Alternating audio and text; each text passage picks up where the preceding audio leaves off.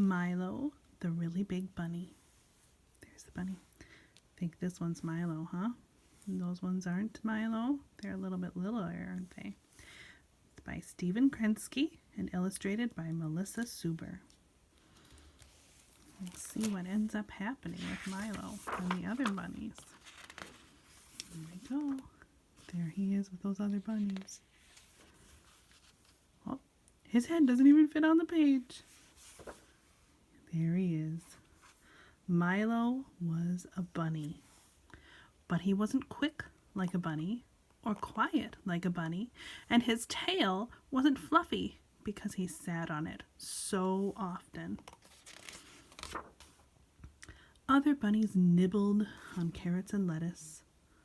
Is he nibbling or is he having lots and lots to eat?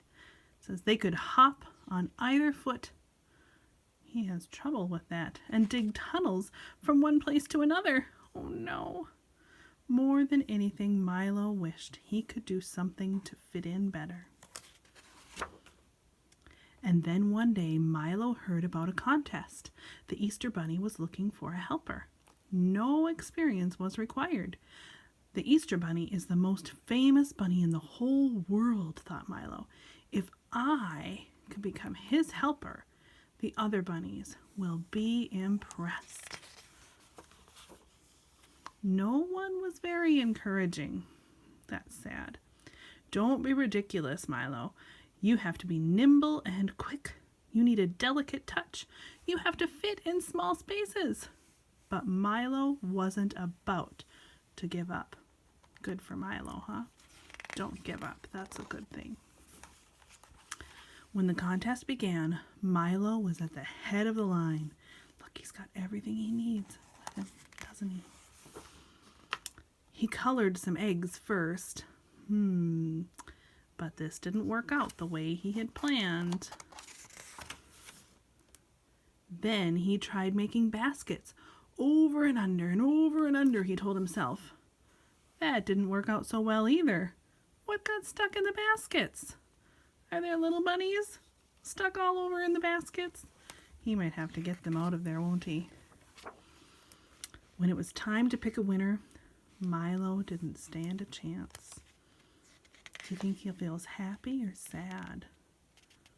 Looks like his ears are kind of droopy. He's kind of turned away, maybe how we all feel when we're sad, huh? Milo felt pretty bad after that. As the days passed, he dragged himself around and didn't go out much.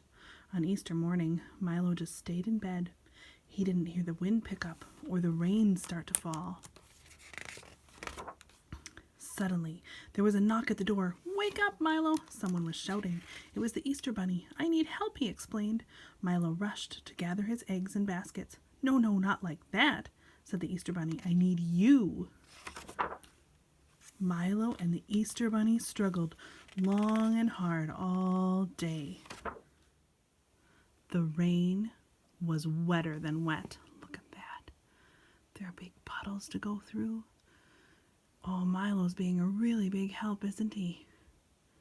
Helping that Easter Bunny, and the wind was howling something awful. Oh, but finally, they were finished. "Thanks," said the Easter Bunny.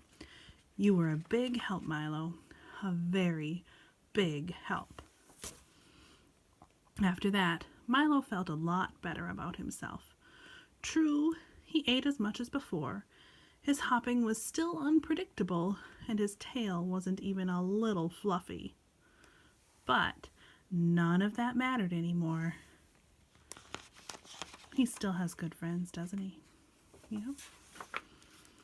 Because Milo had found his place at last.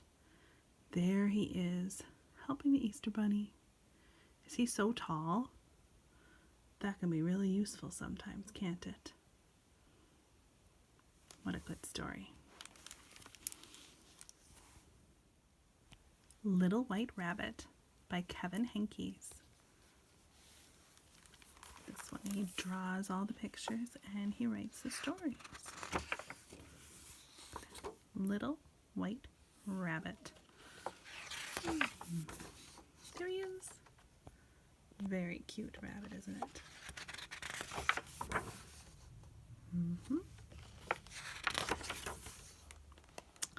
Little White Rabbit hopped along.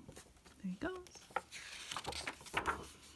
When he hopped through the high grass, he wondered what it would be like to be green. Have you ever wondered what it would be like to be green? Oh, there he is. He's green. Green like the frog and the turtle and the grasshoppers.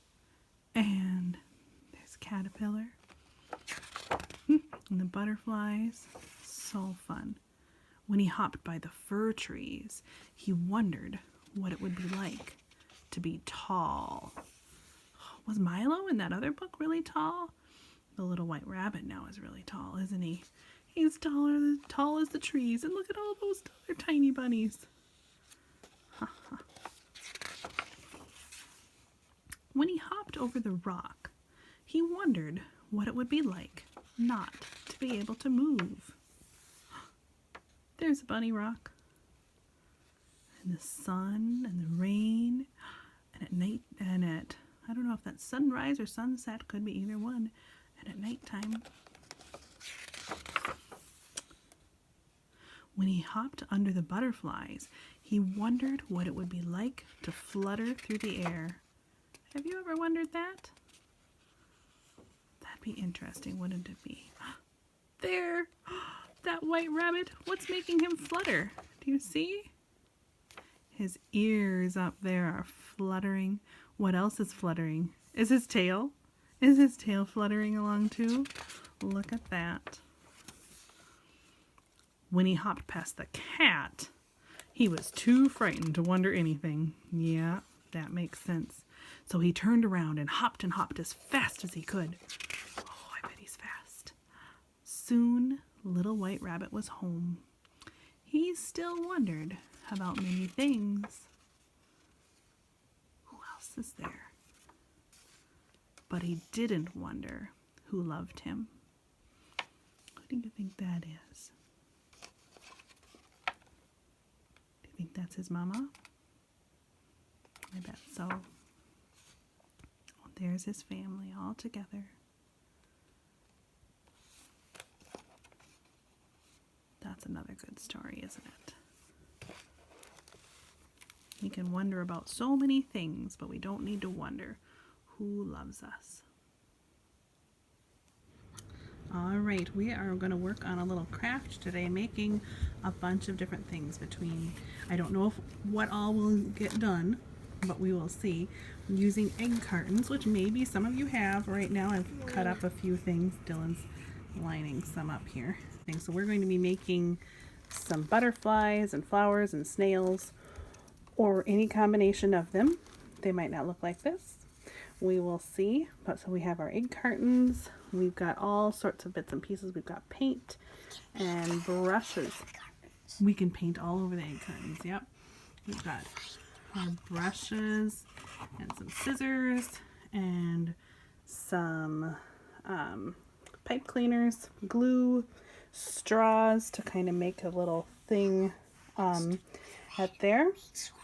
And Dylan is whispering, but yeah, so with red makes orange. It does. Yellow mixed with red makes orange. That's why we have yellow and red. Yes, that's why we have yellow and red.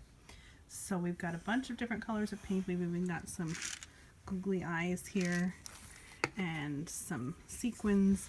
So we will just see what it ends up looking like, and I will take some photos along the way as we work on our project. Okay, so I have cut down all of our things. Dylan has decided he'd like to make a bunch of snails because that's the most fun for him. So I've kind of cut them down and made them into a smaller shape. Yep, and Dylan wants to do 2 butterflies and 1 flower. So we will be painting them next. All right, so we've got some painted items here in our sunny little spot. So we've got those things painted. We'll clean up the painting mess and create more of our other mess. Alright, so now we have all of our little bits of supplies ready and next to the items that we are going to glue them to.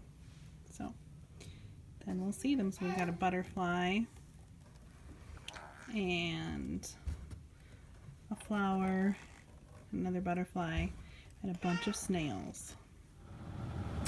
We finished off our crafts, and now we are just waiting for them to dry, which will take a little while because of all the craft glue and everything. So, just thought I'd let you know what they look like. Right now, the snails are flipped on their backs, so that the googly eyes can kind of lay against the box and dry. So I would say if you're using craft glue, you're going to expect a fair amount of needing to have a fair amount of dry time. And if you use hot melt glue, it might go a little bit faster. So just suggestions for you. The other things that we did were that on the snails, we have a long piece and then cut a shorter piece of the pipe cleaners. So then we curled over one edge, and then we have the one piece with the googly eyes on there, and then we taped those on. We glued and taped the antenna that are down there on the butterflies, and then I just wrapped that the little leaf kind of part around the straw on the flower there. And of course I have little bits and pieces of my flower that are falling apart, so it won't look perfect, but that's okay. And Dylan added a long proboscis. He said this was a proboscis to his butterfly, so hopefully when it is dry it will actually stay on. We will see. You will see maybe tomorrow. All right. So, well, you won't see tomorrow. You'll see at the same time. I will just see tomorrow how they all look once they're all dry. So, that was kind of a project. So I would say plan for plenty of drying time and have it might go for over the afternoon and then into tomorrow if you're using the craft glue. If you're using the hot melt glue, it will be done a little bit more quickly. So, and Dylan also to his little snails added little pipe cleaner body things. They won't be seen at all once they're flipped over, but he wanted to add that stuff, so he just kind of bunched up a little bit of pipe cleaner there so that they'd have a little body. All right, see you again. Have a great week. Well, I was able to get these done tonight, so I can put it into my video that I'll be uploading. I did end up, we had an incident, with a 16-month-old who got the blue one, the blue guy, and took it all apart. So I just ended up going out and getting my hot melt glue gun, and let's just say that helped. And then I kind of fixed this purple one. So I think the hardest ones of these to make were really these butterflies here.